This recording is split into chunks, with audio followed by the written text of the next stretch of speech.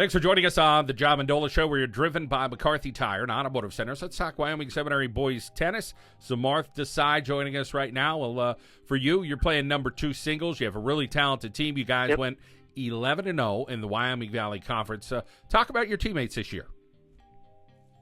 Sure. So me and my fellow senior Richard Hughes kind of lead the team, and then we have a core of juniors: Eamon Gibbons, Adrian Sung, Andrew and Michael Kim, and then Andrew Shoecraft. And then we also have some good freshmen this year. From last year to this year, the core of the team returned. Last year we were obviously a young team.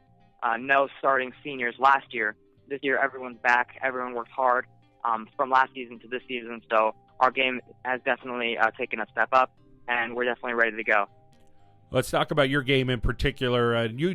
You were talking to me saying, hey, this guy who's ahead of you, Eamon Gibbons, really pushed you this year, and he's pushed other players as well. But tell us how you've improved by watching guys like Eamon.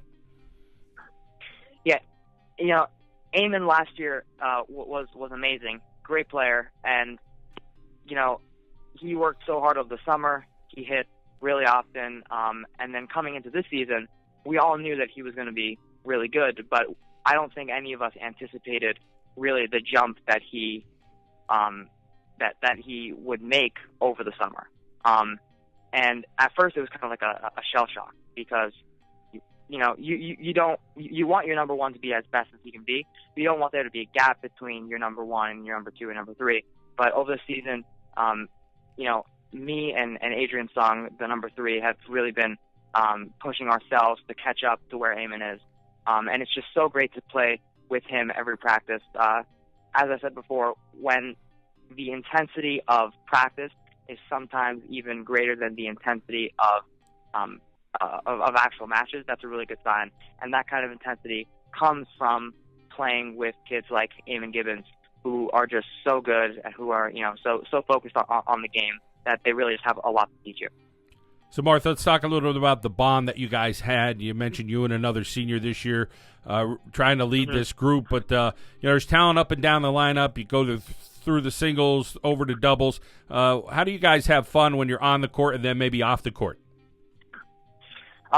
This year, our team has grown especially close, I think, and I think that's just the result of us, being buddies for one more year, and kind of the running joke this year, I'd actually say, is our number 3, Adrian Sung. He has just been so enthusiastic and so passionate about tennis this year, and his passion has reached such a level that it's actually become kind of a joke. He always talks about how hungry he is for victory and his hunger.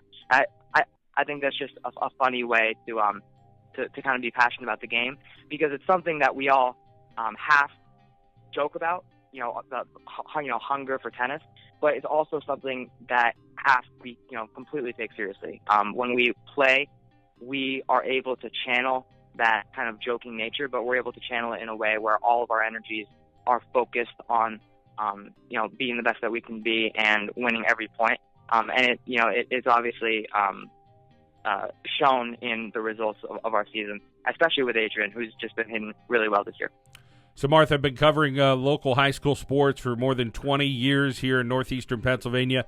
Never ran across a young man or young woman that had a perfect SAT score. You're the first. Talk about the talent and the gifts that you have and the work ethic you put in to that classroom.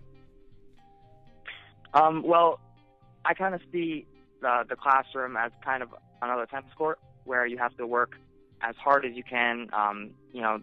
It's really all about the fundamentals, about putting in the hours really to get the results that you want. And the SAT is just one example.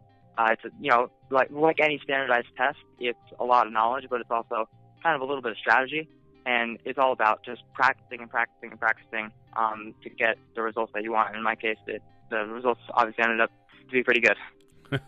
Yes, they did. And then, of course, your college choice. I think you had 2 fantastic ones, Princeton and Harvard. Tell us where you decided and why you decided on it. Yes, I was really deciding between Harvard, Princeton, Yale, and UPenn, and all of them are fantastic places. I would be lucky, and I'd be blessed to go to any one of them. I was kind of nailing down between Princeton and Harvard, just because I think going into my senior year, those were kind of the two places that I had my sights set on. I visited both. I revisited both after I had gotten in. I spent a few days at each one, and I just really loved the spirit of Harvard. Just how everyone there really thought that they were doing something amazing, that they were trying to change the world. And I think when you wake up in a place that is so energetic and so enthusiastic and so passionate about what they do, I think that translates into more than just knowledge and more than just education. It really becomes a vibrant city aspect, which Princeton obviously has some, but I think Princeton was a little lacking in that energy. And that's not a bad thing. Princeton appealed a lot to my intellectual nature, but I think Harvard was just so energetic and so exciting that it kind of pulled me in on my visits. And your future endeavors, tell us about the area that you're going to study at Harvard. I really have no idea yet. My parents, I think, are kind of pushing me to be doctors. I've done mock trial at them for 4 years, and that's a big part of my time at them. So part of me is kind of leaning towards law, and I love government. I love political science, so I think that's what I'll end up studying. But I'm kind of all over the place at this point, so I'll have to take it as it comes to me. And tell us a little bit about your family. Tell us about how they supported you and push you, and I'm sure, make sure that you're doing all the right things, and boy, you are right now. Yep, both my parents really stress just working hard. They always say that hard work leads to great results, and it's definitely true. And I also have a little sister. She's in 7th grade at Wilkes-Barre Academy. Hopefully she'll be coming up to Wyoming Seminary in 2 years. She also plays tennis, and it's a lot of fun to hit with her over the summer.